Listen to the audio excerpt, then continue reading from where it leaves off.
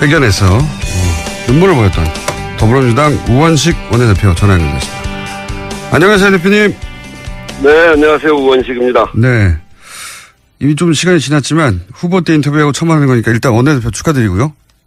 예. 네. 저 눈물을 보였다는데 눈물까지는 아니고요. 네. 좀 울컥한 겁니다. 예, 저도 영상으로 봤는데 눈물이라고 하기에는 그렇고 울컥하셨죠. 예. 네. 우선 어떤 내용이 결렬이 된 것이고 결렬이 된 이유는 뭔가요?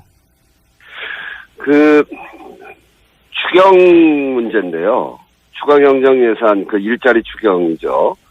그것에 관해서 자유한국당이 심의를 안 한다고 그래서 지금 이제 수차례 제가 여당 원내대표로 야당 원내대표의 방도 찾아가고 전화도 하고 한 달 동안 설득도 하고 설명도 하고 그래서 이제는 이제 국민의당과 바른당은 이제 심의에 들어가는데 이제 긍정적으로 이렇게 좀 바뀌어 있거든요. 예. 그래서 그 합의를 시도했던 건데 자유한국당은 이제 반대를 하고 있어서 심의까지는 아니고 그러면 국회에서 논의는 계속하자 이런 조항을 넣으려고 했는데 그 논의하는 것까지 자유한국당이 반대를 했죠. 그래서 합의에 이르지 못한 겁니다. 추경을 최소한 논의는 하자라고 했는데 네. 그것도 반대해서 안 됐다. 그렇군요. 그런데 이제 그 자리 직후에 네. 자유한국당이 이것은 정권교체 자체를 인정하지 않는 거다라고 말씀하셨는데 이게 어떤 의미입니까? 그러니까 이번 일자리 추경이라고 하는 건 어떤 의미가 있냐면요. 지난 겨울에 국정농단 사태로 국민들이 촛불을 들고 광화문으로 나가고 전국에서 들고 일어나지 않았습니까? 네. 그 국정농단 사태 촛불을 든 가장 기저에는 국민들의 삶입니다. 너무나 살기 어렵고 천만 비정규직 600만 자영업자들이 정말 심각하게 고통을 받고 우리 청년들이 일자리가 없어서 미래의 희망을 꿈꾸지 못하는 그런 정말 도탄에 빠진 국민들의 삶이 그런 속에서 국정농단이 일으키니까 분노해서 일어난 거거든요. 그리고 새로운 대통령이 뽑히지 않았습니까? 그 새로운 대통령은 바로 그 문제, 국민들의 삶의 문제를 개선하겠다고 민생과 일자리를 만들기 위한 그 일로 첫 번째 사업을 이 추경으로 내놓은 겁니다. 그리고 대통령은 본인을 일자리 대통령이라고 이렇게 규정하고 있고요. 1호 공약으로 그 일자리를 만드는 것을 내놓았고 이게 이 정권의 출발이거든요. 그런데 그거를 못하게 하는 것은 문재인 정권은 인정하지 않겠다. 문재인 정권을 출발시키지 못하게 하겠다. 이런 것이죠. 그래서 이거는 지난 국정농단 사태를 통해서 드러난 국민들의 민심, 정권 교체의 열망, 그리고 지금 이렇게 정권 교체가 된 것, 이런 전체를 부정하고 막아보겠다. 이런 것에 전 다름 아니다. 이렇게 생각을 합니다. 말씀은 잘 알겠는데, 근데 울컥하신 이유는 뭡니까? 하나는 제가 4년 동안 을지로위원장을 하지 않았습니까? 네네. 을지로위원장은 정말 그 고통받는 을들, 말씀드렸던 비정규직, 자영업, 또 실업, 이렇게 해서 억울한 일 당한 사람들, 그분들을 찾아다니는 일이었는데, 그때 본 현장은 이게 정말 나라냐라고 할 만큼 이 국가가 제대로 역할을 못하고 아주 어려운 도탄에 빠져 있는 것이었습니다. 이 문제를 해결하는데 저는 그래서 바로 문재인 대통령께서 내놓은 일자리 추경이 매우 중요하고 그 시작이다 이렇게 생각하고 있는데 이거를 끝까지 막는 것도 너무나 안타까웠고 저희 여당 원내대표로서 정말 한 달이 넘는 기간 동안 그분들 찾아다니면서 입에 침이 마르도록 전화를 드렸고 문지방 야당 원내대표실 문지방이 닳도록 다니고 그리고 설득하고 또 때로는 저녁 때 술도 같이 한잔하면서 그 많은 얘기한 것을 결국은 거절당하니까 너무 화도 나고 그렇게 해서 어제 결국은 안 되니까 감정이 좀 이렇게 격해져서 그랬습니다. 설득하는 자세가 부족했다라고 야당은 말하는데 그게 아니라는 말씀입니까? 그거 더 어떻게 해야 되는지. 전에 여당이었던 분들은 저희 야당한테 그렇게 설득해 본 적 있습니까? 이게 사실은 저희가 여소야대이기도 하고 또 4당 교섭단체 체제이기 때문에 억울한 건 매우 어렵다는 건 제가 잘 압니다. 그 어려움을 넘어서 보려고 한 달을 저도 거의 잠도 설쳐가면서 아침부터 밤까지 전화드리고 찾아다니고 한 거를 너무나 잘 알지 않습니까? 그런데 어떻게 설득하는 게 부족했다고 그런 얘기를 할 수 있어요. 민주당 야당 시절에도 이 전신인 새누리당을 저지하고 괴롭히고 했지 않습니까? 그때랑 뭐가 다른 거죠? 일테면 추경 같은 거 그거는 그 정권에서 꼭 해야 하고 어떤 면에서는 인생에 도움이 되는 것들이기도 하죠. 예산이라는 게 그런 면들이 다 있는 거니까. 박근혜 정권이 처음 들어서서 그 박근혜 정권 때 3번의 추경이 있었는데 저희들이 3번의 추경을 다 도왔습니다. 특히 첫 번째 추경은 그 정권의 성격과 다 있는 건데 제출한 지 5일 만에 상정해서 19일 만에 통과시켰습니다. 지금 우리가 내놓은 추경은 지금 추경 내놓은 지가 17일 됐고요. 정부조직법 내놓은 지가 15일 됐습니다. 박근혜 정부 때 정부조직법도 저희가 6일 만에 상정해서 토론했습니다. 완전히 다른 거 아닙니까? 저희는 안 되는 일은 안 된다. 필요한 일은 한다. 이렇게 하면서 했습니다. 그런데 지금은 자유한국당은 모든 것을 안 된다. 이렇게 하는 거기 때문에 그거는 완전히 다르죠. 자유한국당이 그러면 왜 그런다고 보시는 겁니까? 그러니까 이 정권 인정하기 싫은 거 아니겠습니까? 그 최근에 그 전당대회 과정에서 여러 사람들이 하는 말씀이나 또 자유한국당의 서울시당 위원장이라는 분이 막말을 하고 대통령에게 욕하고 이런 거를 보면 이 정권 인정하기 싫은 거죠. 정권 교체 받아들이기 어려운 겁니다. 그중에서 수단을 갖고 있는 데가 국회거든요. 국회는 아직 정권 교체가 안 돼 있습니다. 운영위원장도 자유한국당 원내대표가 운영위원장 하는데 운영위원장은 국회 협치의 상징이고 국회 운영 전반을 책임있고 안정적으로 끌어가야 되기 때문에 여당의 원내대표가 하는 게 그동안 국회의 관례고 아주 지금까지 그렇게 운영이 됐습니다. 네. 그거 안 내놓겠다는 거 아닙니까? 국회 선진화법 때문에 자유한국당이 막을 수 있으면 막을 수 있게 되기 때문에 그거 가지고 딱 틀어지고 아무것도 안 하겠다.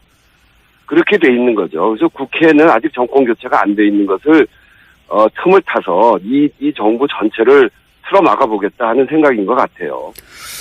그 이어서 국민의당에 대해서는 섭섭하다라고 말씀하셨는데 구체적으로 국민의당 어떤 부분에 대해서 섭섭함을 토로하신 겁니까? 국민의당은 예.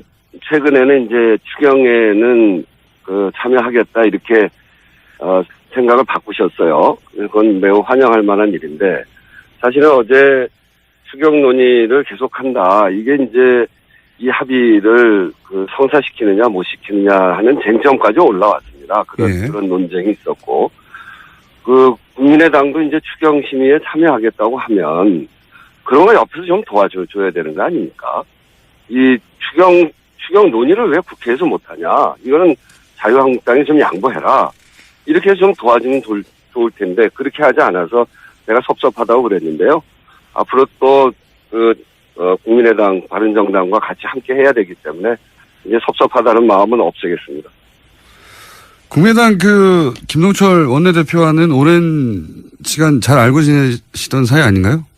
네, 옛날에 한 25년 전쯤에 서울 노원구에서 바로 옆 지역에 서울시의원을 같이 나가서요. 같은 당으로.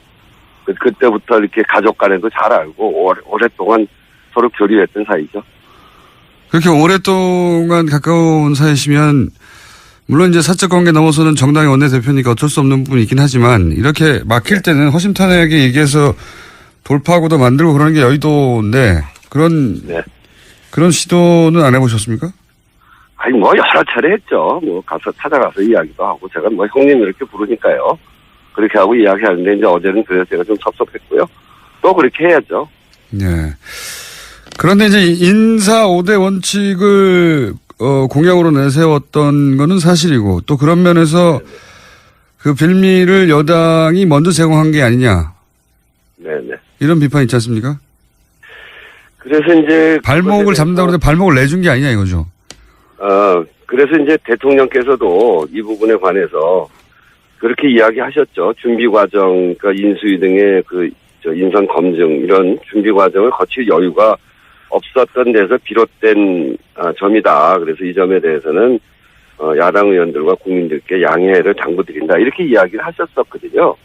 그러고 비서실장도 나와서 그런 이야기를 했고요. 그리고 최근에는 대통령의 인사검증 시스템 개선을 지시해서 인사추천위원회를 가동을 최근에 시작을 했죠. 그래서 그런 것들을 봐가면서 야당에서 이런 노력에 대해서 좀 인정해 주셨으면 좋겠어요. 좀 그 부족한 점이 있는 거는 또 맞기도 하고요. 그래서 그 중간에 자진 사퇴하신 분도 생겨난 것도 맞는 이야기죠. 이 운영위원회를 이제 좀 전에 말씀하셨듯이 운영위원장을 네. 자유한국당이 지고 있기 때문에 자유한국당이 운영위를 소집하기도 하고 말씀하셨다시피 그동안은 관례적으로 여당이 해왔는데 만약에 자유한국당이 이 운영위원장을 내놓지 않으면 강제로 가져올 방법은 없는 거 아닙니까? 네, 강제로 가져올 방법은 없습니다. 그러면 계속해서 자유한국당이 운영위원장을 하는 겁니까? 앞으로 1년 더 남았거든요. 예.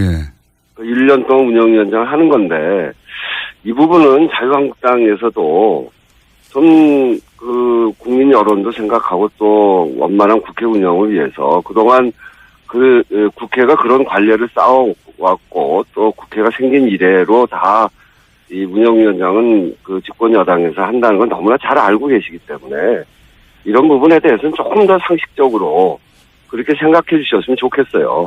정권 교체를 인정하지 않는다. 달라는 것도 아니고 거기에 상응하는 다른 위원회 이런 걸 또 저희들이 돌려드릴 생각이 있으니까요. 정권 교체를 인정하지 않는다는 것도 그런 요런 사안을 보고도 말씀하시는 거군요. 네. 네, 그렇습니다. 예, 정권 교체가 되면 늦어도 한두 달 이내에 운영위원장이 넘어갔었죠. 네. 그렇죠. 지금까지 한 번도 그러지 않았던 적이 없습니다. 단 2번 이제 정권이 바뀌어서 야당 원내대표가 한 적이 있는데요. 예. 그거는 정권 바뀌고 잠깐 남은 기간 2달, 3달. 그렇죠. 그건 어차피 이제 끝나는 기간이니까 그 기간 동안 별로 할 일도 없고요. 그래서 그러고 넘어가서 이제 바뀌고 그랬는데 이번에 1년씩 남았기 때문에 사정이 완전히 다르거든요. 그러니까요. 앞으로 1년 정도는 과거에 여당이 해왔듯이 적어도 국회에서는 계속 하겠다는 의지인 것 같습니다. 자유한국당에서는. 네, 그런 것 같습니다. 자, 남은 후보들, 네. 남은 인사청문회도 만만치 않을 것 같은데요. 네. 민주당의 이 남은 후보들에 대한 청문회 전략은 있습니까? 저희는 기본적으로 국민의 민심에 반하는 그런 후보가 있다면 그 여당이 그 부분에 대해서도 전혀 눈 감아줄 생각은 없습니다. 근데 이제 다만 그럴듯한 의혹을 잔뜩 늘어놓고 봐라 이래서 문제가 많은 사람이다. 그리고 사퇴시켜라 이런 주장에는 기본적으로 동의하지 않습니다. 이를테면 김상곤 후보자처럼 처음부터 낙마시킬 목적으로 사상이 이상하다느니 대학에서 표절이 아니라고 판정했는데도 무조건 표절이 맞다고 한다는 등 이런 점들에 있어서는 저희들은 분명하게 대응을 해 나갈 것이고요. 청문 과정을 통해서 진실을 잘 살펴서 저희들도 판단해 나갈 생각입니다. 알겠습니다. 한 가지만 더 여쭤보겠습니다. 최근에 논란이 되고 있어서 안경환 전 내정자죠 이제는. 근데 이 판결문을 입수하는 과정에 대해서 논란이 많습니다. 네네. 이 해당 판결문 입수 과정에 대한 문제 제기가 여러 차례 있었는데 민주당이 이 문제를 앞으로 어떻게 다룰 예정인지요? 판결문이 2가지 버전이 있습니다. 하나는 이게 이제 이 민사 재판의 경우에 개인의 아주 상당히 중요한 프라이버시 문제가 있지 않습니까?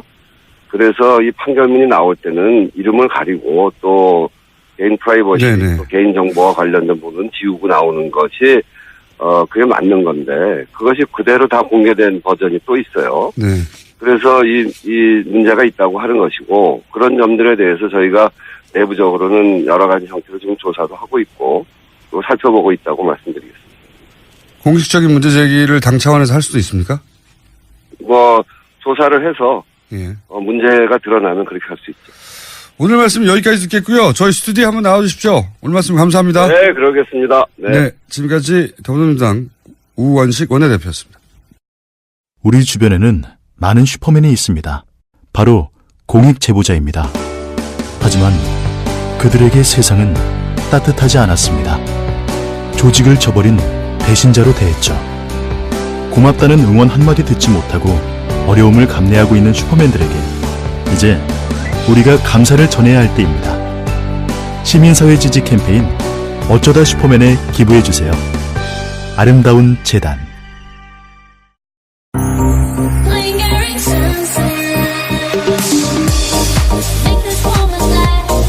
바가지 바이펙스 서튼의 신곡 링거링 선셋. DJ Korea Records. 안녕하세요. 윤상입니다. 제가 사랑하는 피아니스트 김광민 씨가 6월 24일, 25일 LG 아트센터에서 단독 공연을 엽니다. 따뜻한 체온을 담아 선사하는 특별한 무대에 여러분들을 초대합니다. 또 떨어졌어. 너 또 입사 시험 봤어? 아니, 차량용 핸드폰 거치대 말이야. 여러 개 사봤는데 실패의 연속이야. 떨어지고 시야 가리고 운전석에서도 멀고 뭐 좋은 거 없을까? 싼 것만 찾으니까 그렇지. 제대로 된 거 하나 사서 편리하게 쓰는 게 더 낫지. 그런 게 있어? 그럼 있지. 1, 2, 3 할 때 2. 힘 세다 할 때 힘. 2 힘. 투 힘? 2배로 힘이 세다는 건가? 네이버 검색창에 2 힘을 검색해보세요.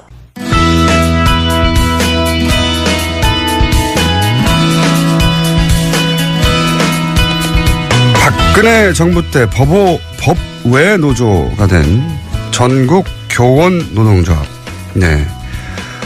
오늘로 광화문 천안홍송 26일째입니다.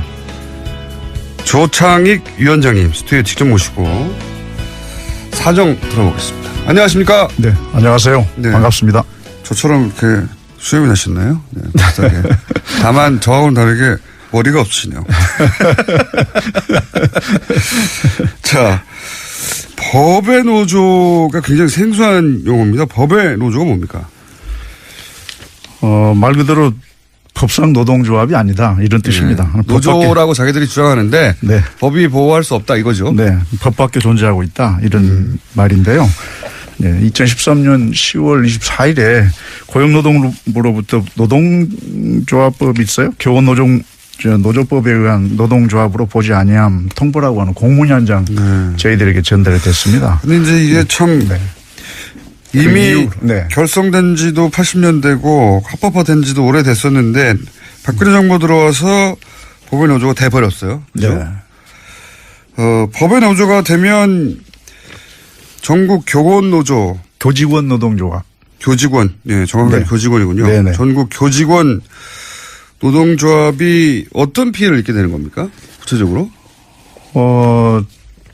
참으로 회복할 수 없는 피해를 입고 있습니다.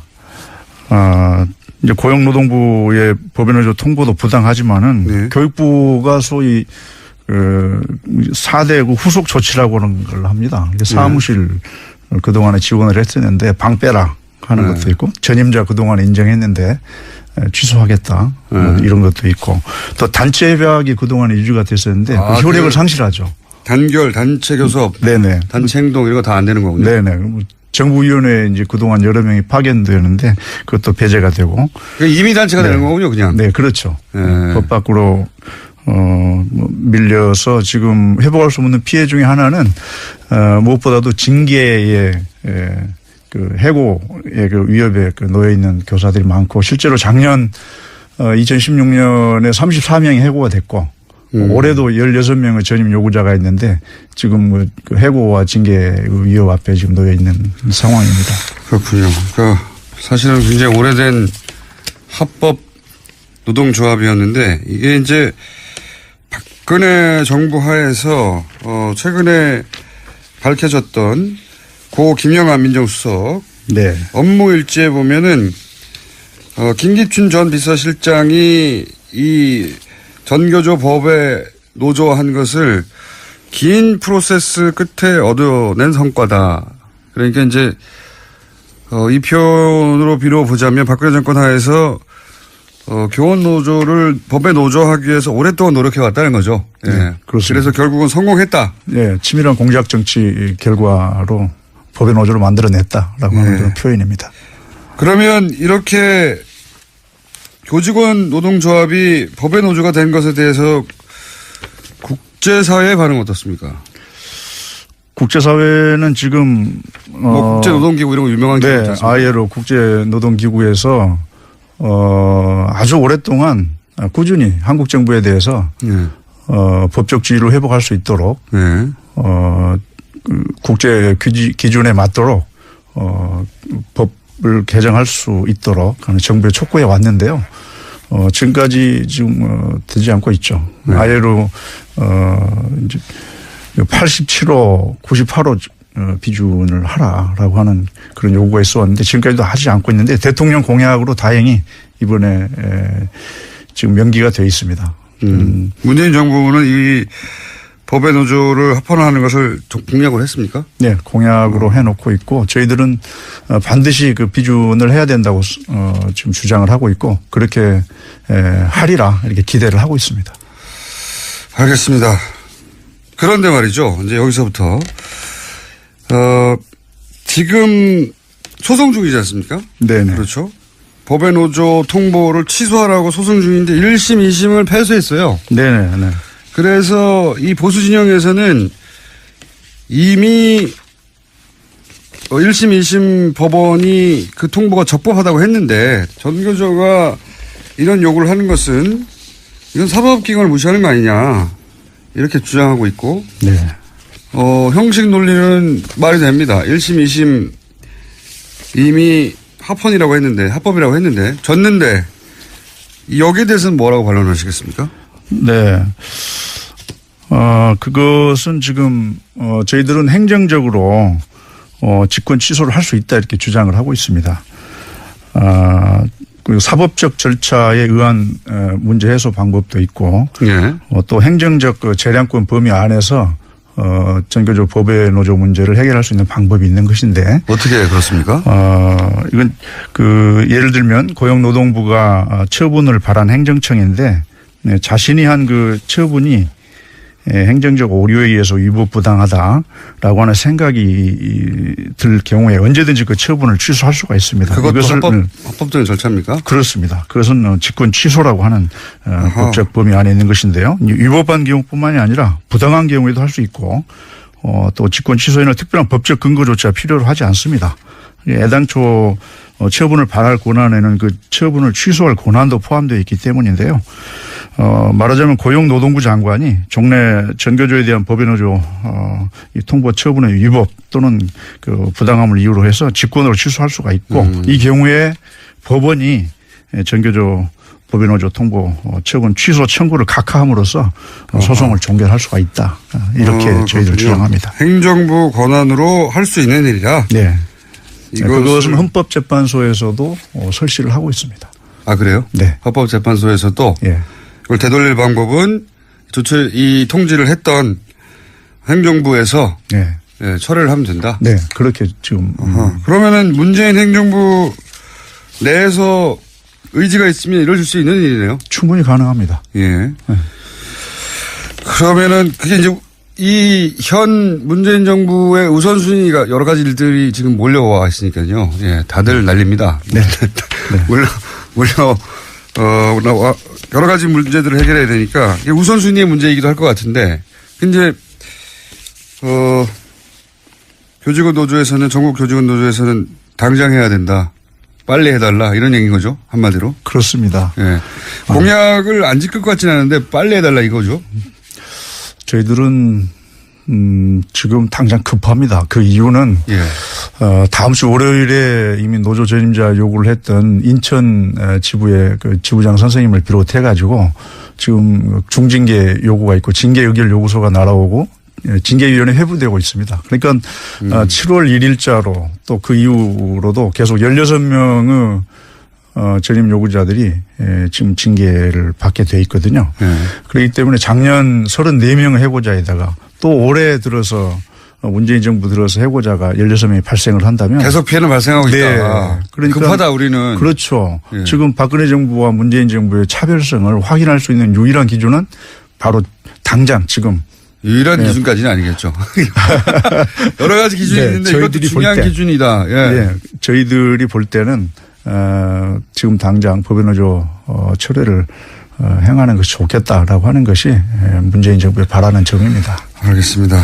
여러 가지 해결할 사항에 적체 현상이 심각하군요. 이 중에서 전국 교직원 노동조합에 관한 민원을 제가 듣고 있습니다. 직접 방송에서. 네. 자, 오신 김에 최근에 현안이 있어서 제가 한번 여쭤보겠습니다. 예. 공약 중에 그 외고 자사고를 일반고로 전환한다. 이게 있습니다. 네네. 여기에 대해서 이제 자사고에서는 반대하는 성명이 이미 나왔고요. 자사고 연합이라고 해야 될까요? 자사고 쪽에서는 당연하겠죠. 지금 현재 자사고 질을 유지하고 있는데 다시 없앤다고 하니까요. 네, 당연한데 이 전국 교직원 노동조합 전교조에서는 입장이 뭡니까? 이 사안에 대해서는. 전문가시니까 제가 여쭤보는 겁니다. 네. 외고 자사고를 일반고로 전환하는 문제에 대해서는 저희들이 대환영입니다. 왜 그렇습니까? 예, 문재인 정부의 그 특권과 차별이 없는 사회를 만들겠다라고 하는 국정 철학과 연결되어 있다라고 하는 생각이 있고요. 이런 점에서 1차적으로 환영을 하고 지금 평등 교육을 지향을 해야 되는 상황에 있습니다. 그러니까 부모는 자기 자녀만 생각을 하지만은 이 학부모는 전체 아이들의 성장을 고민을 해야 된다고 생각을 하고 있고, 그리고 문재인 정부의 공약대로 모든 아이들을 위한 교육을 생각을 해야 됩니다. 이를 교육 철학으로 삼으면은 전체 한국 교육의 발전을 위해서 바로 그와 같은 특권 학교에 대한 차별은 폐지는 바로 필요하다 이렇게 생각을 하고 있습니다. 근데 이제 자사고에 지금 혹은 외고에 다니는 학생들 그리고 그 학부모들은 어떻게 합니까? 지금 다니고 있는 학생들에 대한 피해는 없는 것이죠. 왜 없습니까? 차츰 단계를 밟아서 단계적으로 단계적으로 해나갈 거기 로드맵을 때문에. 가지고 폐지해 갈 것이기 때문에 그렇습니다. 하긴 그렇습니다. 모든 조치들이 그 원전도 마찬가지였는데 당장 모든 원전을 다 없앤다는 게 아닌데 뉴스를 보면은 원전이 당장 없어지나 이 외고 자사고 문제도 마찬가지다. 네네. 이거는 현재 학생들한테 피해가 있는 게 아니다. 학부모들에게 단계적으로 할 것이고 기본적으로는 이 특권은 없어져야 된다. 뭐 이런 철학 하에서 당연히 없어져야 된다고 생각하시는 거군요. 이 문제는 반대하는 분들도 있기 때문에 저희가 반대하는 학부모들 혹은 자사고 입장도 나중에 반론 보장 차원에서 들어보기로 하겠는데 지금 전교조 입장은 그렇습니다. 찬성이라고 하는. 성과급 문제는 어떻습니까? 교원 성과급. 그러니까 교사들도 기본적으로 경쟁 시스템 하에서 성과에 따라 보수를 받아야 한다 하는 문제의식에서 지난 정권에서 교원 성과급 제도를 도입했어요. 그죠? 예. 여기에 대한 입장은 어떠십니까? 그것은 교육계에서 거의 유일하게 합의를 볼 수 있는 교육 적폐 중에 하나로 손꼽히고 있습니다. 그러니까 보수 진영이건 진보 진영이건 모두 다 교원 성과급 제도는 폐지해야 된다 이렇게 일치를 하고 있죠. 교육감 협의회에서도 전국에 있는 교육감들도 이 성과급 제도는 폐지해야 된다. 그게 마땅하다라고 주장을 하고 있습니다. 교총도 그렇게 주장하고 있죠. 교총도 그렇게 주장을 하고 있고 교사를 또 아이들에 대한 열정, 학교에 대한 그 사랑, 이 교육을 이 경쟁과 성과로 서열화하는 이 제도는 참으로 오랜 적폐이고 이것을 폐지해야 된다고 하는 것은 교육의 오랜 수건이었습니다. 저희들은 10만 명 이상의 교사들의 서명을 받아서 이미 광화문 1번가에 그걸 전달을 했고 국정교육자문위원회에 전달을 해서 국정에 반영하도록 할 것입니다. 이 보수 진영에서 이제 전교조를 공격할 때 단순히 교사의 모임이 아니라 사실은 이념 집단이다 이렇게 공격하지 않습니까? 네, 이렇게 공격하고 학생들을 이제 극단적으로는 학생들을 빨갱이로 만들고 있다. 이런 식의 공격을 오랫동안 해왔어요. 네. 특히나 지난 10년간은 그런 공격이 아주 심했고 그 끝에 이제 박근혜 정부에서 아예 노조가 아니다라고 만들어버린 거죠. 만들어버린 건데 여기 대해서 뭐라고 하시겠습니까? 네, 전교조가 태생적으로 군사 독재 정부 하에서 태어났기 때문에 전교조의 몸속에는 민주주의 DNA가 가득 차 있습니다. 그러니까 독재와 전횡을 일삼는 세력에게는 전교조는 눈에 가시였죠. 그리고 지금도 그것은 똑같은 연장선상에서 기득권을 유지하려고 하는 세력한테는 아마 참으로 좀 어려운 존재일 것입니다. 그래서 전교조가 사회 정의와 교육 민주화를 위해서 노력을 할 때 항상 탄압하는 편에 서서 전교조의 활동들을 활동을 제어해 왔다, 탄압을 해 왔다. 그때 사용된 레토릭이 그렇게 빨갱이였다. 네. 저희들은 오직 아이들의 미래를 위해서 그리고 사회 민주화, 교육 민주화를 위해서 노력해온 그런 속에서 그런 그 탄압을 오히려 더 달게 생각을 하고 있습니다. 그것은 우리들의 자양분이다. 민주주의를 성숙하게 하는 그런 자양분으로 생각을 하고 더욱더 열심히 활동을 할 것입니다. 알겠습니다. 오늘 나오신 이유는 한마디로 말해서 공약인데 빨리 해달라는 거네요? 네. 지금 교노조법을 고쳐서 하겠다, 또 뭐 대법 판결을 뭐 지켜보겠다, 또 ILO 비준을 통해서 하겠다, 이러한 문제도 있지만 실제로 좀 고용노동부가 지금 직권 취소를 통해서 행정권의 재량 범위 안에서 해결할 수 있는 것이기 때문에 즉각적으로 법원으로 취소를 해달라라고 하는 것이 저희들의 핵심적 요구입니다. 알겠습니다. 오늘 말씀 여기까지 듣고요. 저희가 이런 자리를 한번 말해보겠습니다. 외고 자사고 폐지에 반대하는 분들이 있거든요. 네, 그러시겠죠. 그분들과 함께 동시 토론을 마련해가지고 그때 다시 한번 모셔서 네. 왜 이런 주장을 하는 전국 교직원 노동조합이 필요한지 그때 존재 증명을 한번 해주십시오. 고맙습니다. 한번 불러주시면 그때 또 나오겠습니다. 오늘 여기까지 듣겠습니다. 오늘 말씀 감사합니다. 네, 고맙습니다. 지금까지 전교조 조창익 위원장이었습니다.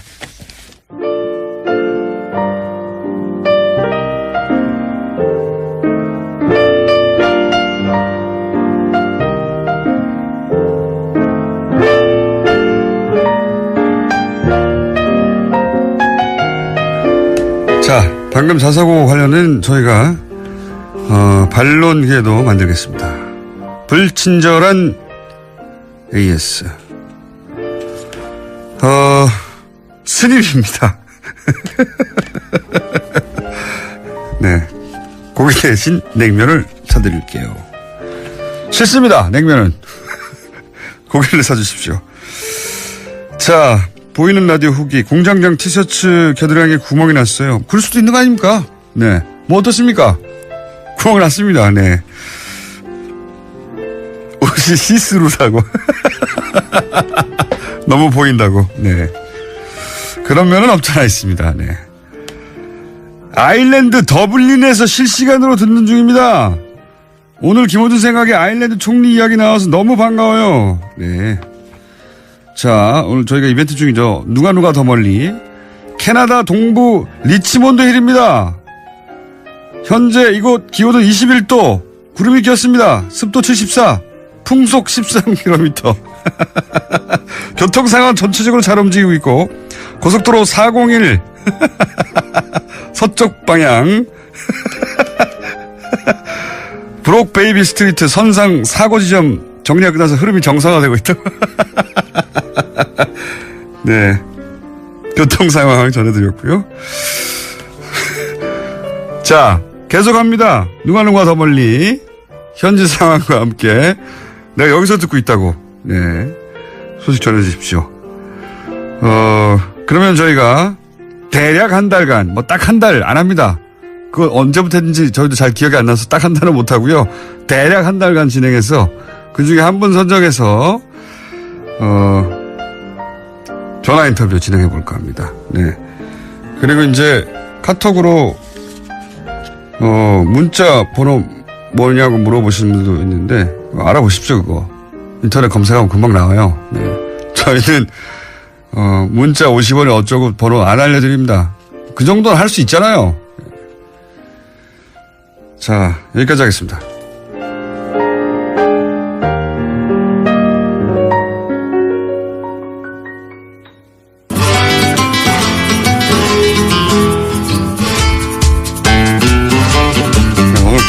많아가지고 아주 숨가쁘게 달려왔습니다. 황요익 마칼렘스트, 예. 굉장히 인기 코너인데 오늘 전화 연결이네요. 네. 점점 불성실해지고 있는 황교익 씨 전화 연결해보겠습니다. 안녕하십니까? 안녕하세요. 네. 점점 불성실해지고 있습니다. 이 때문에 지금 부산에 왔습니다. 그래서 부산에 지금 해운대, 바다 풍경 보면서 지금 전화하고 있습니다. 거기. 좋습니다. 예, 영화제 때문에 가신 거라고. 예, 부산 음식 영화제라는 이름으로. 예. 어제부터 1월까지, 그러니까 22일부터 25일까지 하거든요. 그래서, 제가 또 운영위원장이라는 이름을 가지고 있어가지고, 개막식도 해야 되고, 기타 등등 해야 돼서 지금 내려와 있습니다. 지난주에 잠깐 말씀하셨는데, 이제 이거 먹으면서 영화 보는 거라면서요? 예. 저녁 나절에는 야외 상영관이 있거든요. 예. 이 부산의 영화의 전당이 놀기에 딱 좋은 그렇게 설계를 해놓더라고요. 그래서, 바깥에서, 테이블 이렇게 쭉 펼쳐놔놓고, 그 위에, 자신들이 좋아할 만한, 먹을 만한 음식들 가져와서 놓고, 맥주까지는 가능해요. 맥주까지 가능하면 안 되는 게 뭡니까? 소주는 안 돼요. 소주는, 좀 이렇게. 알코올, 예. 실수할 수 있으니까. 그럼 알코올 함량에 따라서 안 되고가 있습니까? 네. 와인은 되고, 예를 들어서. 소주가 조금 이렇게 사람을 욱하게 만드는 게 있잖아요. 그래서, 야구장에서도 사실 소주는 좀 금기잖아요. 그러니까, 그까지는. 소주 만 안 되는 거예요? 아니면 알코올 함량에 따라 다르는 거예요? 소주 이상은 안 된다는 거예요. 소주를 기준으로 해서. 자, 그래서 희한한 규정입니다. 음식과 술을 즐기면서 영화 보자. 예. 우리 영화관이 조금 많이 그런 것을 허용하는 게 만들어졌더라고요. 맥주 마실 수 있는 영화관도 있고요. 그래서 이제 맥주를 아예 팔죠. 그리고 음식이 바닥에 흘리거나 냄새가 강하지 않은 거, 이런 것들은 이제 영화관에서 조금씩 이렇게 허용하는 분위기더라고요. 알겠습니다. 그런 거 하는 게 즐겁죠. 영화하고 음식하고 주제면 영화 개막자가 뭡니까? 모던 타임즈를 개막작으로 했는데요. 찰리 채플린의 1936년 흑백 영화죠. 예. 그걸 개막작으로 했습니다. 모던 타임즈는 아마 많은 분들이 짧게 영상들은 많이들 네. 봤을 겁니다. 클립으로 봤죠. 소개할 때, 예. 그죠. 꼭 나오는 장면, 기계 속에 그렇죠. 채플린이 이렇게 말려 들어가서 이렇게. 그런 장면은 봤는데 거기 먹는 장면이 많습니까? 거의 음식 영화죠. 그래요? 영화가. 네. 네. 산업사회의 노동자가, 자본이 정해주는 그 음식, 그 시간 안에서 음식을 먹이는, 그걸 비유하는 아주 기발난 그런 장면도 등장하고요.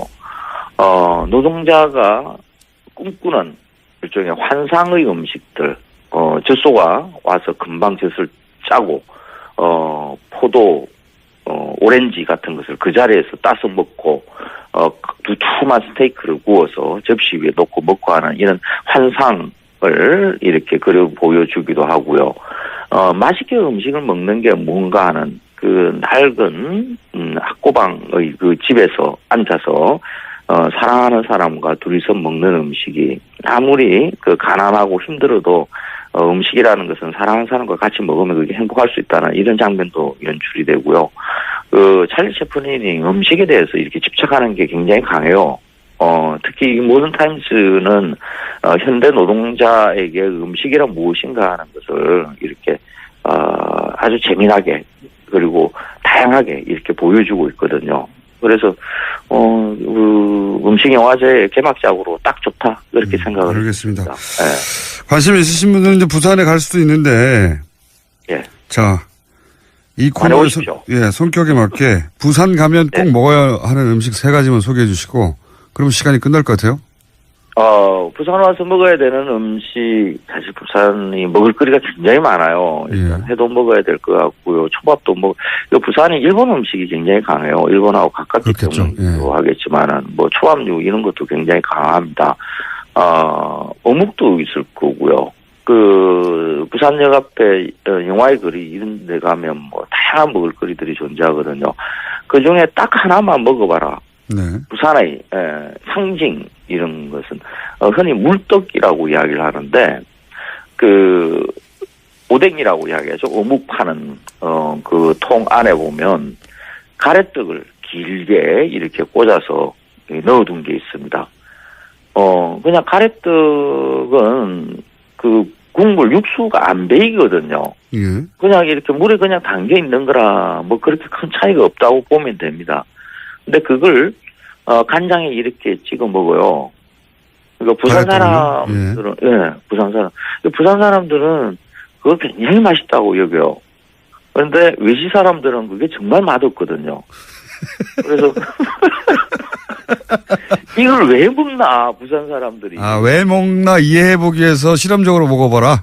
예. 그렇죠. 이렇게 맛있는 음식이 워낙 많으니까. 예. 부산에 맛없는 음식, 이 음식을 왜 먹지? 하는 걸. 부산에 맛없는 음식. 부산 사람은 즐겨 먹는데, 부산에 외지인들은 맛없다고 하는 음식 1위. 네. 그래서 그 물떡이 입맛에 맞다 그러면, 예. 그게, 내가, 부산 사람들하고 이렇게 뭔가 교감이 일어나는 그런 지점이 만들어질 겁니다. 물떡. 예. 근데 저는 아직 적응을 못 했거든요. 그러면 누구나 먹어도 맛있는 부산 음식 하나만 소개해 주세요. 누구나 먹어도 맛있는 음식이라는 게 굉장히 힘들기는 해요. 네. 근데 이제 날씨가 좀 더워지면, 부산에서는 냉면 대신에 밀면이 있습니다. 밀면? 부산 밀면? 밀면. 네. 유명하죠. 그래서 밀면, 좀 국물이, 그러니까 일반의 냉면으로 생각하면 안 됩니다. 좀 강렬해요. 그리고 면도 이제 밀로 내린 면이라서 밀면인데, 이것도 조금 외지에서 냉면 좀 먹었다 하시는 분들은 먹으면, 부산 사람들이 왜 이런 걸 먹지? 하고 있잖아요. 예. 이상하다. 이 방송을 부산에서 듣고 계시면, 한교육 선생님 만나면 테러를 가해주십시오. 부산 음식에 대한 비하가 이어지고 있습니다. 돼지국밥은 어떻습니까? 돼지국밥. 유명하게 돼지국밥 아닙니까? 돼지국밥 부산 사람들 굉장히 좋아하죠. 저도 조금 이따가 이제 돼지국밥 먹으러 갈 것인데, 해장으로도 딱 좋고요. 예. 근데, 이게 돼지 누린내가 강하게 나는 집도 있고요. 그냥 말끔하게 하는. 잘 골라가야 된다? 예, 잘 골라가셔야 됩니다. 이게 누린내 나는 집에 가셔서 또, 부산 사람들 왜 이런 걸 먹지? 하고 그렇게 또 후회할 수도 있으니까.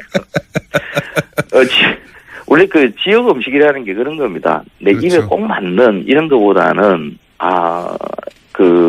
살고 있는 데에서는 먹지 않는 그런, 좀 특이한 음식들을 먹어보고, 그래야 이제 그 지역 특色를 알 수 있거든요. 시간 다 됐습니다. 그래요? 예. 여기까지 하겠습니다. 부산에 많이 놀러 오세요. 감사합니다. 예. 황교익 선생님이었습니다. 오늘 이번 주 여기까지입니다. 김어준이었습니다. 다음 주에 뵙겠습니다. 안녕.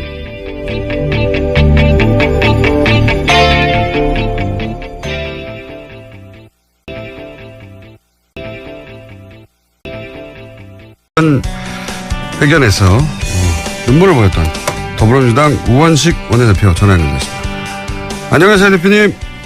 네, 안녕하세요. 우원식입니다. 네. 이미 좀 시간이 지났지만 후보 때 인터뷰하고 처음 하는 거니까 일단 원내대표 축하드리고요. 예. 네. 저 눈물을 보였다는데 눈물까지는 아니고요. 좀 울컥한 겁니다. 예. 저도 영상으로 봤는데 눈물이라고 하기에는 그렇고 울컥하셨죠. 예. 네. 우선 어떤 내용이 결렬이 된 것이고 결렬이 된 이유는 뭔가요? 추경 문제인데요. 추가 경정 예산 일자리 추경이죠. 그것에 관해서 자유한국당이 심의를 안 한다고 그래서 지금 이제 수차례 제가 여당 원내대표로 야당 원내대표의 방도 찾아가고 전화도 하고 한 달 동안 설득도 하고 설명도 하고 그래서 이제는 이제 국민의당과 바른당은 이제 심의에 들어가는데 이제 긍정적으로 이렇게 좀 바뀌어 있거든요. 예. 그래서 그 합의를 시도했던 건데 자유한국당은 이제 반대를 하고 있어서 심의까지는 아니고 그러면 국회에서 논의는 계속하자 이런 조항을 넣으려고 했는데 그 논의하는 것까지 자유한국당이 반대를 했죠. 그래서 합의에 이르지 못한 겁니다. 추경을 최소한 논의는 하자라고 했는데 네. 그것도 반대해서 안 됐다. 그렇군요. 그런데 이제 그 자리 직후에 네. 자유한국당이 이것은 정권 교체 자체를 인정하지 않는 거다라고 말씀하셨는데 이게 어떤 의미입니까? 그러니까 이번 일자리 추경이라고 하는 건 어떤 의미가 있냐면요. 그 지난 겨울에 국정농단 사태로 국민들이 촛불을 들고 광화문으로 나가고 전국에서 들고 일어나지 않았습니까? 네. 그 국정농단 사태 촛불을 든 가장 기저에는 국민들의 삶입니다. 너무나 살기 어렵고 천만 비정규직 600만 그 자영업자들이 정말 심각하게 고통을 받고 우리 청년들이 일자리가 없어서 미래의 희망을 꿈꾸지 못하는 그런 정말 도탄에 빠진 국민들의 삶이 그런 속에서 국정농단이 일으키니까 분노해서 일어난 거거든요. 그리고 새로운 대통령이 뽑히지 않았습니까? 그 새로운 대통령은 바로 그 문제, 국민들의 삶의 문제를 개선하겠다고 민생과 일자리를 만들기 위한 그 일로 첫 번째 사업을 이 추경으로 내놓은 겁니다. 그리고 대통령은 본인을 일자리 대통령이라고 이렇게 규정하고 있고요. 1호 공약으로 그 일자리를 만드는 것을 내놓았고 이게 이 정권의 출발이거든요. 그런데 그거를 못하게 하는 것은 문재인 정권은 인정하지 않겠다. 문재인 정권을 출발시키지 못하게 하겠다. 이런 것이죠. 그래서 이거는 지난 국정농단 사태를 통해서 드러난 국민들의 민심, 정권 교체의 열망, 그리고 지금 이렇게 정권 교체가 된 것, 이런 전체를 부정하고 막아보겠다. 이런 것에 전 다름 아니다. 이렇게 생각을 합니다. 말씀은 잘 알겠는데 근데 울컥하신 이유는 뭡니까? 하나는 제가 4년 동안 을지로위원장을 하지 않았습니까? 네네. 을지로위원장은 정말 그 고통받는 을들, 말씀드렸던 비정규직, 자영업, 또 실업, 이렇게 해서 억울한 일 당한 사람들, 그분들을 찾아다니는 일이었는데, 그때 본 현장은 이게 정말 나라냐라고 할 만큼 이 국가가 제대로 역할을 못하고 아주 어려운 도탄에 빠져 있는 것이었습니다. 이 문제를 해결하는데 저는 그래서 바로 문재인 대통령께서 내놓은 일자리 추경이 매우 중요하고 그 시작이다 이렇게 생각하고 있는데 이거를 끝까지 막는 것도 너무나 안타까웠고 저희 그 여당 원내대표로서 정말 한 달이 넘는 기간 동안 그분들 찾아다니면서 입에 침이 마르도록 그 전화를 드렸고 그 문지방 그 야당 원내대표실 문지방이 닳도록 다니고 그리고 설득하고 또 때로는 저녁 때 술도 같이 한잔하면서 그 많은 얘기한 것을 결국은 거절당하니까 너무 화도 나고 그렇게 해서 어제 결국은 안 되니까 감정이 좀 이렇게 격해져서 그랬습니다. 설득하는 자세가 부족했다라고 야당은 말하는데 그게 아니라는 말씀입니까? 그거 더 어떻게 해야 되는지. 전에 여당이었던 분들은 저희 야당한테 그렇게 설득해 본 적 있습니까? 이게 사실은 저희가 여소야대이기도 하고 또 4당 교섭단체 체제이기 때문에 억울한 건 매우 어렵다는 건 제가 잘 압니다. 그 어려움을 넘어서 보려고 한 달을 저도 거의 잠도 설쳐가면서 아침부터 밤까지 전화드리고 찾아다니고 한 거를 너무나 잘 알지 않습니까? 그런데 어떻게 설득하는 게 부족했다고 그런 얘기를 할 수 있어요. 민주당 야당 시절에도 이 전신인 새누리당을 저지하고 괴롭히고 했지 않습니까? 그때랑 뭐가 다른 거죠? 일테면 추경 같은 거 그거는 그 정권에서 꼭 해야 하고 어떤 면에서는 인생에 도움이 되는 것들이기도 하죠. 예산이라는 게 그런 면들이 다 있는 거니까. 박근혜 정권이 처음 들어서서 그 박근혜 정권 때 3번의 추경이 있었는데 저희들이 3번의 추경을 다 도왔습니다. 특히 첫 번째 추경은 그 정권의 성격과 다 있는 건데 제출한 지 5일 만에 상정해서 19일 만에 통과시켰습니다. 지금 우리가 내놓은 추경은 지금 추경 내놓은 지가 17일 됐고요. 정부조직법 내놓은 지가 15일 됐습니다. 박근혜 정부 때 정부조직법도 저희가 6일 만에 상정해서 토론을 했습니다. 완전히 다른 거 아닙니까? 저희는 안 되는 일은 안 된다. 필요한 일은 한다. 이렇게 하면서 했습니다. 그렇게 하고 이야기하는데 이제 어제는 그래서 제가 좀 섭섭했고요. 또 그렇게 해야죠. 네. 그런데 이제 인사 5대 원칙을 공약으로 내세웠던 거는 사실이고 또 그런 면에서 그 빌미를 여당이 먼저 제공한 게 아니냐. 네네. 이런 비판이 있지 않습니까? 그래서 이제 발목을 잡는다고 그러는데 발목을 내준 게 아니냐 이거죠. 그래서 이제 대통령께서도 이 부분에 관해서 그렇게 이야기하셨죠. 준비 과정, 그러니까 인수위 등의 인선 검증 이런 준비 과정을 거칠 여유가 없었던 데서 비롯된 점이다. 그래서 이 점에 대해서는 야당 의원들과 국민들께 양해를 당부드린다. 이렇게 이야기를 하셨었거든요. 그러고 비서실장도 나와서 그런 이야기를 했고요. 그리고 최근에는 대통령의 인사검증 시스템 개선을 지시해서 인사추천위원회를 가동을 최근에 시작을 했죠. 그래서 그런 것들을 봐가면서 야당에서 이런 노력에 대해서 좀 인정해 주셨으면 좋겠어요. 좀 부족한 점이 있는 거는 또 맞기도 하고요. 그래서 그 중간에 자진 사퇴하신 분도 생겨난 것도 맞는 이야기죠. 이 운영위원회를 이제 좀 전에 말씀하셨듯이 운영위원장을 네. 자유한국당이 지고 있기 때문에 자유한국당이 운영위를 소집하기도 하고 말씀하셨다시피 그동안은 관례적으로 여당이 해왔는데 만약에 자유한국당이 이 운영위원장을 내놓지 않으면 강제로 가져올 방법은 없는 거 아닙니까? 네, 강제로 가져올 방법은 없습니다. 그러면 계속해서 자유한국당이 운영위원장을 하는 겁니까? 앞으로 1년 더 남았거든요. 예. 1년 동안 운영위원장을 하는 건데, 이 부분은 자유한국당에서도 좀, 국민 여론도 생각하고 또 원만한 국회 운영을 위해서 그동안 국회가 그런 관례를 쌓아왔고 또 국회가 생긴 이래로 다 이 운영위원장은 집권 여당에서 한다는 건 너무나 잘 알고 계시기 때문에 이런 부분에 대해서는 조금 더 상식적으로 그렇게 생각해 주셨으면 좋겠어요. 정권 교체를 인정하지 않는다. 달라는 것도 아니고 거기에 상응하는 다른 위원회 이런 걸 또 저희들이 돌려드릴 생각이 있으니까요. 정권 교체를 인정하지 않는다는 것도 그런 요런 사안을 보고도 말씀하시는 거군요. 네. 네, 그렇습니다. 예, 정권 교체가 되면 늦어도 한두 달 이내에 운영위원장이 넘어갔었죠. 네. 그렇죠. 지금까지 한 번도 그러지 않았던 적이 없습니다. 단 2번 이제 정권이 바뀌어서 야당 원내대표가 한 적이 있는데요. 예. 그거는 정권 바뀌고 잠깐 남은 기간 2달, 3달. 그렇죠. 그건 어차피 이제 끝나는 기간이니까 그 기간 동안 별로 할 일도 없고요. 그래서 그러고 넘어가서 이제 바뀌고 그랬는데 이번에 1년씩 남았기 때문에 사정이 완전히 다르거든요. 그러니까요. 앞으로 1년 정도는 과거에 여당이 해왔듯이 적어도 국회에서는 계속 하겠다는 의지인 것 같습니다. 자유한국당에서는. 네, 그런 것 같습니다. 자, 남은 후보들, 네. 남은 인사청문회도 만만치 않을 것 같은데요. 네. 민주당의 이 남은 후보들에 대한 청문회 전략은 있습니까?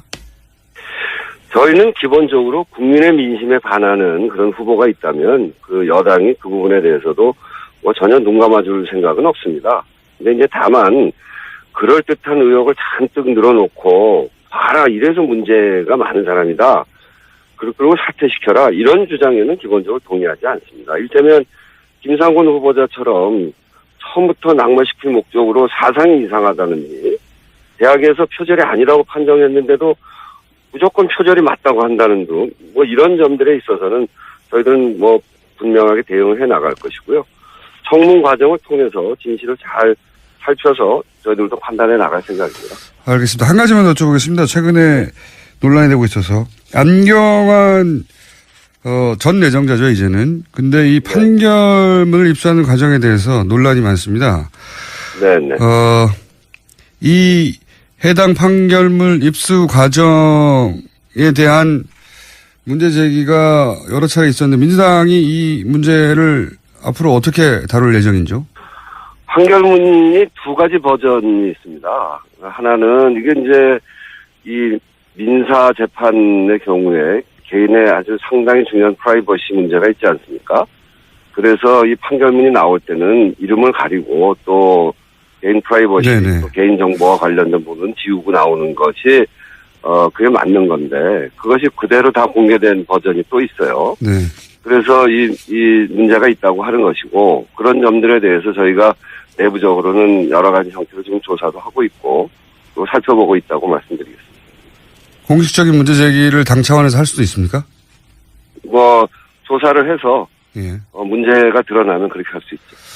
오늘 말씀 여기까지 듣겠고요. 저희 스튜디오에 한번 나와주십시오. 오늘 말씀 감사합니다. 네, 그러겠습니다. 네. 지금까지 더불어민주당 우원식 원내대표였습니다.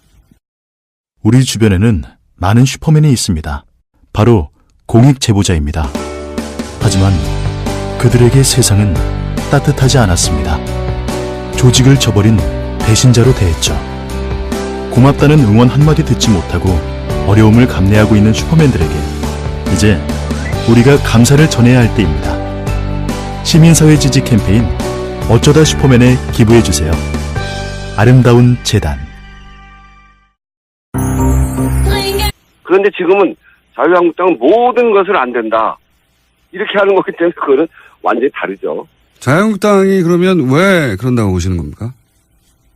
그러니까 이 정권 인정하기 싫은 거 아니겠습니까? 그 최근에 그 전당대회 과정에서 여러 사람들이 하는 말씀이나 또 자유한국당의 서울시당 위원장이라는 분이 막말을 하고 대통령에게 욕하고 이런 거를 보면 이 정권 인정하기 싫은 거죠. 정권 교체 받아들이기 어려운 겁니다. 그중에서 수단을 갖고 있는 데가 국회군요. 국회는 아직 정권 교체가 안 돼 있습니다. 운영위원장도 자유한국당 원내대표가 운영위원장 하는데 운영위원장은 국회 협치의 상징이고 국회 운영 전반을 책임 있고 안정적으로 끌어가야 되기 때문에 여당의 원내대표가 하는 게 그동안 국회의 관례고 아주 지금까지 그렇게 운영이 됐습니다. 네. 그거 안 내놓겠다는 거 아닙니까? 국회 선진화법 때문에 자유한국당이 막을 수 있으면 막을 수 있게 되기 때문에 그거 가지고 딱 틀어지고 아무것도 안 하겠다. 그렇게 돼 있는 거죠. 그래서 국회는 아직 정권 교체가 안 돼 있는 것을 틈을 타서 이 정부 전체를 틀어 막아보겠다 하는 생각인 것 같아요. 그 이어서 국민의당에 대해서는 섭섭하다라고 말씀하셨는데 구체적으로 국민의당 어떤 부분에 대해서 섭섭함을 토로하신 겁니까? 국민의당은 최근에는 이제 추경에는 참여하겠다 이렇게 생각을 바꾸셨어요. 그건 매우 환영할 만한 일인데 사실은 어제 추경 논의를 계속한다. 이게 이제 이 합의를 성사시키느냐 못 시키느냐 하는 쟁점까지 올라왔습니다. 그런 논쟁이 있었고 국민의당도 이제 추경 심의에 참여하겠다고 하면 그런 거 옆에서 좀 도와줘야 되는 거 아닙니까?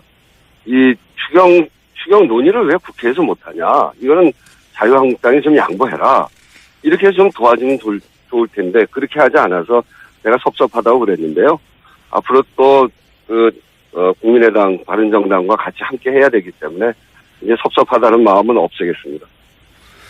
국민의당 김동철 원내대표와는 오랜 시간 잘 알고 지내시던 사이 아닌가요? 네, 옛날에 한 25년 전쯤에 서울 노원구에서 바로 옆 지역에 서울시의원을 같이 나가서요. 같은 당으로. 그때부터 이렇게 가족 간에도 잘 알고 오랫동안 서로 교류했던 사이죠. 그렇게 오랫동안 가까운 사이시면 물론 이제 사적 관계 넘어서는 정당의 원내대표니까 어쩔 수 없는 부분이 있긴 하지만 이렇게 막힐 때는 허심탄회하게 얘기해서 돌파하고도 만들고 그러는 게 여의도인데 그런 시도는 안 해보셨습니까? 아니 여러 차례 했죠. 찾아가서 이야기도 하고 제가 형님 이렇게 부르니까